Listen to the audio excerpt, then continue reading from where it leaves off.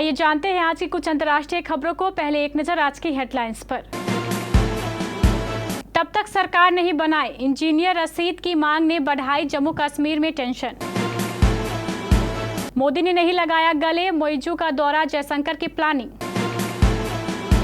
Chennai air show हादसे के बाद सबक, कल तांबरम में होने वाली वायुसेना दिवस परेड के लिए सिर्फ 900 लोगों को न्योता।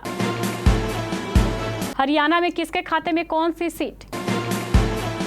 पैगंबर मोहम्मद पर टिप्पणी को लेकर सीएम योगी का बड़ा एक्शन। नशे की हालत में संजय रॉय ने ट्रेनी डॉक्टर से किया रेप। 7 अक्टूबर का बदला इजराइल का ऑपरेशन हमला। कराची बम धमाके में अपने नागरिकों की मौत पर भड़का चीन। भूल भुलैया 3 की रिलीज से पहले ही बरपा मंजोलिका का कहर। और सूर्य कुमार यादव का T20 में तहलका, 2 बड़े दिग्गजों का रिकॉर्ड तोड़ा। जम्मू कश्मीर में 10 सालों के बाद हुए विधानसभा चुनाव में अब रिजल्ट का इंतजार है। इससे पहले उपराज्यपाल के कदमों ने घाटी का सियासी तापमान बढ़ा दिया है। दरअसल सूत्रों ने बताया है कि एलजी 5 विधायकों को मनोनीत करने वाले हैं। इसकी प्रक्रिया आज पूरी हो गई। सूत्रों ने दावा किया है कि ये सभी विधायक विधानसभा में वोटिंग भी कर पाएंगे। इस कदम पर अवामी इत्तेहाद पार्टी के नेता और निर्दलीय सांसद इंजीनियर रशीद ने मोदी सरकार को निशाने पर लिया है। उन्होंने कहा है कि अगर मोदी और अमित शाह कहते है कि एक प्रधान और एक विधान है, तो सिर्फ जम्मू कश्मीर में ही क्यों पंडित चुनाव लड़ रहे हैं। अगर वे कुछ समूहों को प्रतिनिधित्व देना चाहते हैं तो विधान परिषद बहाल करे। अगर कश्मीरी पंडितों को जम्मू कश्मीर में प्रतिनिधित्व देना है तो यूपी और गुजरात में मुसलमानों के लिए आरक्षण क्यों नहीं। मालदीव के राष्ट्रपति मोहम्मद मोइजू आज 7 अक्टूबर को प्रधानमंत्री नरेंद्र मोदी से मिले। पाकिस्तान के एक्सपर्ट कमर चीमा का कहना है कि पीएम मोदी ने मोइजू से हाथ तो मिलाया लेकिन उन्हें गले नहीं लगाया। उन्होंने कहा है कि यह पीएम मोदी की नाराजगी को दिखाता है। जिस तरह मोहम्मद मोइजू ने भारत के खिलाफ कैंपेन चलाई, उसके मंत्रियों ने गलत बयानबाजी की और भारतीय फौज की वापसी के लिए सख्त रुख अपनाया, उसको पीएम मोदी भूले नहीं है। कमर चीमा का यह भी दावा है कि मोहम्मद मोइजू का भारत आना विदेश मंत्री डॉक्टर एस जयशंकर की प्लानिंग है। उन्होंने कहा है कि भारत अपने आसपास के छोटे मुल्कों को साथ रखना चाहता है। पाक एक्सपर्ट कमर चीमा ने आगे कहा है कि मेरा ख्याल है कि मोइजू अकेले ऐसे लीडर होंगे जिन्हें पीएम मोदी ने गले नहीं लगाया है। चेन्नई के मरीना बीच पर रविवार को इंडियन एयरफोर्स द्वारा एयर शो का आयोजन किया गया था। इसे देखने के लिए लाखों की संख्या में लोग जुटे थे, लेकिन एयर शो के बाद डिहाइड्रेशन की वजह से 5 लोगों की मौत हो गई। इस घटना के बाद भारतीय वायुसेना ने साफ कर दिया है कि कल मंगलवार तांबरम बेस पर वायुसेना दिवस परेड का आयोजन किया जाएगा। इसके लिए एयर शो के पास मान्य नहीं होंगे। जगह की कमी के कारण लोगों की एंट्री को लिमिटेड कर दिया गया है। IAF ने कहा है कि जगह की कमी के चलते सिर्फ उन्हीं अतिथियों को प्रवेश दिया जाएगा जिन्हें विशेष रूप से आमंत्रित किया जाएगा।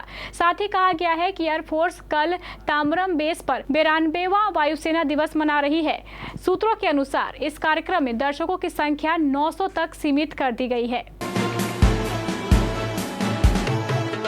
हरियाणा विधानसभा चुनाव के नतीजों में सिर्फ एक दिन बचा है। उम्मीदवारों की किस्मत का फैसला मतपेटियों के खुलने के साथ ही हो जाएगा। इससे पहले कई सर्वे एजेंसियों ने एग्जिट पोल में हरियाणा की सरकार बनने के संकेत मिले हैं, यानी 10 साल बाद राज्य में कांग्रेस की सरकार की वापसी हो सकती है। इससे इतर पत्रकारों का ये एग्जिट पोल सामने आया है, जिसमें उन्होंने हर सीट का अनुमानित परिणाम बताया है। अगर बात करें एग्जिट पोल की तो कांग्रेस को 48, बीजेपी को 17, इनेलो बसपा को 2, निर्दलीय को 3 और निर्दलीय को 3 सीटें मिल सकती हैं।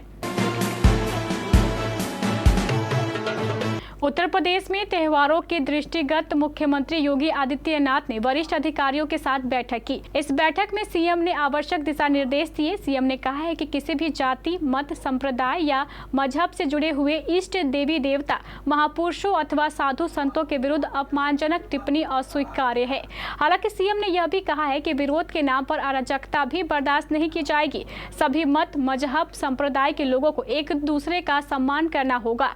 मुख्यमंत्री ने कहा है कि महापुरुषों के प्रति प्रत्येक नागरिक के मन में कृतज्ञता का भाव होना चाहिए, लेकिन इसके लिए बाध्य नहीं किया जा सकता। कोलकाता के आरजीकर अस्पताल में जूनियर डॉक्टर से हुए रेप मर्डर मामले में सीबीआई ने आरोपी संजय रॉय के खिलाफ कोर्ट में चार्जशीट दायर की है। इस चार्जशीट में गैंग रेप का कोई जिक्र नहीं किया गया है। इससे माना जा रहा है कि रॉय ने यह अपराध अकेले ही किया है। हालांकि इस मामले में एजेंसियों का जांच अभी जारी है। जानकारी के मुताबिक कोलकाता में सीबीआई स्पेशल कोर्ट में एजेंसी ने आज यह चार्जशीट जारी की है। चार्जशीट के मुताबिक 9 अगस्त की रात को पीड़ित डॉक्टर ब्रेक के दौरान आरजीकर अस्पताल की तीसरी मंजिल पर बने सेमिनार हॉल में सो रही थी। तभी कोलकाता पुलिस में सिविल वॉलंटियर के रूप में काम कर रहे संजय रॉय ने नशे में धुत होकर इस वारदात को अंजाम दिया। रेप के दौरान जब डॉक्टर ने विरोध किया तो गला घोंटकर उसका मर्डर कर दिया गया। आज 7 अक्टूबर 2023 इजराइल के इतिहास में सबसे घातक दिन के रूप में दर्ज हो गया है। इसी दिन सैकड़ों हमास के लड़ाकों ने इजराइल पर एक आश्चर्यजनक हमला किया। उन्होंने भारी किलेबंद गाजा सीमा को तोड़कर यहूदी कस्बों और शहरों में प्रवेश किया और सैकड़ों लोगों की हत्या कर दी। इसके बाद जो युद्ध का तांडव शुरू हुआ वह 1 साल से जारी है। इजराइल हमास और हिजबुल्लाह के ठिकानों पर लगातार हमला कर रहा है। आज भी इजराइल और हमास के साथ साथ हिजबुल्लाह की ओर से एक दूसरे पर हमले किए गए। इस 7 अक्टूबर की बरसी की पूर्व संध्या इजराइल ने लेबनान पर रॉकेटों की भी बारिश कर दी। वहीं ईरान ने इजराइल को साफ चेतावनी दी है। ईरान ने कहा है कि इजराइल आग से खेल रहा है। पाकिस्तान में कराची हवाई अड्डे के बाहर रविवार को हुए भीषण विस्फोट में चीन के 2 श्रमिकों की मौत हो गई और कम से कम 17 अन्य लोग घायल हुए हैं। अधिकारियों के मुताबिक पाकिस्तान के सबसे बड़े हवाई अड्डे के बाहर एक टैंकर में विस्फोट हुआ था। चीनी नागरिकों को निशाना बनाकर किए गए इस हमले के बाद चीनी दूतावास की ओर से बयान जारी किया गया है। चीनी दूतावास ने एक बयान में जारी कर बताया है कि Port Qasim electric power limited company के चीनी कर्मचारियों को ले जा रहे काफिले पर देर रात करीब 11 बजे हमला हुआ, जिसमें 2 चीनी नागरिक मारे गए और एक अन्य घायल है। धमाके के बाद पाकिस्तान में चीनी दूतावास और महावाणिज्य दूतावास इमरजेंसी प्लान पर काम शुरू कर दिया। चीन के बयान में विस्फोट को आतंकवादी हमला बताया गया है और कहा गया है कि चीन इसके बाद से हमले से निपटने के लिए पाकिस्तान के साथ मिलकर काम कर रहा है।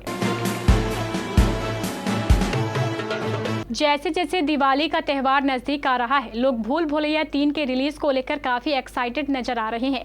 यह फिल्म बॉलीवुड की सबसे पसंदीदा फ्रेंचाइजी है जो धमाकेदार वापसी करने के लिए पूरी तरीके से तैयार है। यह हॉरर कॉमेडी फिल्म 1 नवंबर को रिलीज होने वाली है। यह फिल्म दर्शकों को मंजोलिका और रूह बाबा की डरावनी और हैरान कर देने वाली दुनिया में वापस ले जाएगी। मेकर्स और स्टार कास्ट से ज्यादा तो नेटिज़न के बीच फिल्म को देखने का क्रेज मिल रहा है। वहीं भूल भुलैया 3 के रिलीज से पहले कार्तिक आर्यन ने एक वीडियो शेयर किया है जिसे देख आपकी हंसी नहीं रुकने वाली है। लोगों की उत्सुकता को और बढ़ाते हुए कार्तिक आर्यन ने मंजोलिका का एक वीडियो अपनी सोशल मीडिया पर पोस्ट किया है। साथ ही मजेदार कैप्शन भी दिया है। बांग्लादेश के खिलाफ पहले T20 में भारत को 7 विकेट से शानदार जीत मिली। भारत की जीत में भारतीय गेंदबाजों ने कमाल का खेल दिखाया। भारत ने टॉस जीतकर पहले गेंदबाजी करने का फैसला किया था। बांग्लादेश ने पहले खेलते हुए 127 रन बनाए, जिसके बाद भारतीय टीम ने 3 विकेट खोकर लक्ष्य को हासिल कर लिया। बता दें कि भारत की जीत में सूर्य कुमार यादव ने 14 गेंद पर 29 रन की पारी खेली। अपनी पारी में सूर्या ने 2 चौके और 3 छक्के लगाए। ऐसा कर सूर्या ने एक खास रिकॉर्ड अपने नाम कर लिया है। सूर्य कुमार यादव की T20 इंटरनेशनल में भारत की ओर से सबसे ज्यादा छक्का लगाने वाले दूसरे बल्लेबाज बन गए हैं। अब तक सूर्या ने T20 इंटरनेशनल में 139 छक्के लगा दिए हैं।